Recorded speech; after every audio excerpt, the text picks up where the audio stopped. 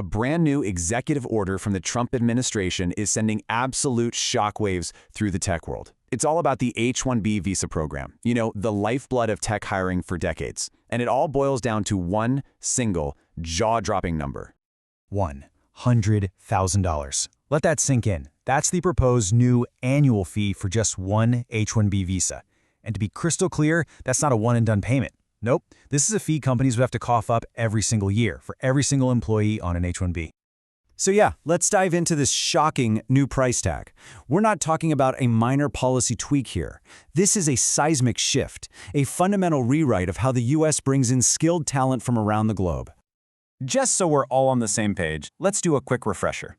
The H-1B visa, which has been around since 1990, is the main way U.S. companies, especially tech companies, hire foreign professionals for those really specialized jobs. For decades, it's been the pipeline for bringing top-tier global talent into the country. You really have to see the old system next to the new one to get the scale of this.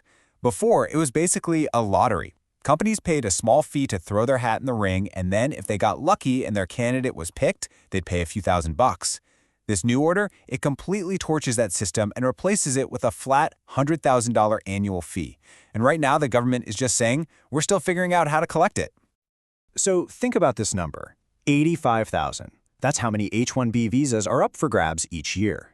If you do the math, applying that new fee across the board means we're talking about a potential multi-billion-dollar cost just shifted directly onto the shoulders of employers. And the impact of this is not going to be felt evenly, not by a long shot. Just look at the numbers from last year. A massive 71% of all H-1B visas went to professionals from India. Another 11.7% went to workers from China. That means this policy is going to hit talent from these two countries harder than anyone else. All right, so what's the logic here? Why make such a huge, dramatic move? Let's take a look at the administration's official reasoning. It really doesn't get more blunt than this. At a press conference, the U.S. Commerce Secretary, Howard Lutnick, just laid it out there. Train Americans. Stop bringing people in to take our jobs. That one sentence, well, that pretty much says it all. It's the core philosophy behind this whole thing.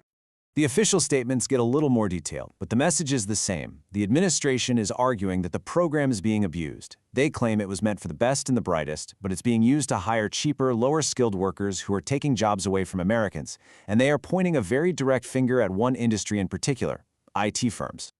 And they say they've got the data to prove it. According to their own numbers, if you go back to 2003, IT jobs made up about 32% of the H-1B program. But in the last 5 years, whoa, that number has more than doubled to an average of 65%. For them, this is the smoking gun that shows the tech sector is exploiting the system. So, as you can probably guess, the backlash to this has been fast and it has been furious. Critics aren't just calling it a bad idea, some are framing it as nothing less than an economic war. The reaction was just so immediate and visceral, especially from the Indian tech community, which is so deeply connected to this program. One person on social media captured that feeling perfectly, calling the new fee an atomic bomb on Indian techies. And it's not just emotional reactions online. Policy experts are weighing in with some really grim predictions. Daniel DiMartino from the Manhattan Institute put it bluntly. He said, look, if you slap a $100,000 fee on this thing, the program is finished. It's not a reform, it's an ending. So from the critics' point of view, this has nothing to do with protecting American jobs. They see it as a protectionist wall that's been specifically built to target and weaken India's massive influence in the global tech scene. Some are even saying this is a straight-up act of economic warfare. All of this brings us to the giant elephant in the room question. Can the administration even do this? Is it legal to just invent a fee of this size out of thin air? You better believe the legal challenges are already being drawn up. Experts, like the policy director at the American Immigration Council, are pointing out that Congress only gave the government the power to charge fees to cover the cost of the paperwork, not to create a six-figure penalty tax. Beyond that, other critics are arguing the ripple effect will actually hurt Americans, leading to lower wages and higher prices for all of us. So, legal fights are one thing, but what about the here and now? This announcement has already sent major ripples through the economy. Let's take a look at the immediate fallout. Wall Street did not wait around. The reaction was instant. You saw stocks from major IT companies that rely heavily on H-1B workers. We're talking giants like Cognizant, Infosys, and Wipro. They all took a serious nosedive as investors started calculating this massive new cost. But here's the thing. This pain isn't going to be spread around equally. A behemoth like Google or Microsoft, they can probably absorb these costs. But what about a small startup? For them, a $100,000 fee per hire is a death sentence. It could make competing for the world's best talent completely impossible.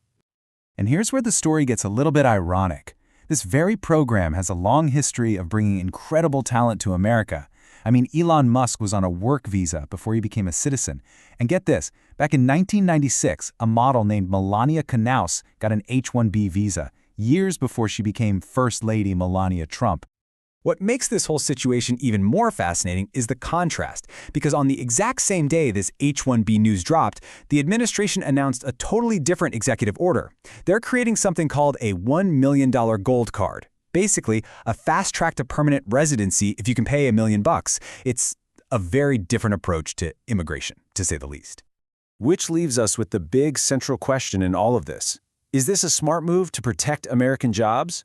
Or is it a massive gamble that could backfire and push the next Google, the next Tesla, and all the jobs that come with them to set up shop in another country? That's the billion-dollar question, and we're all going to be watching to see how it plays out.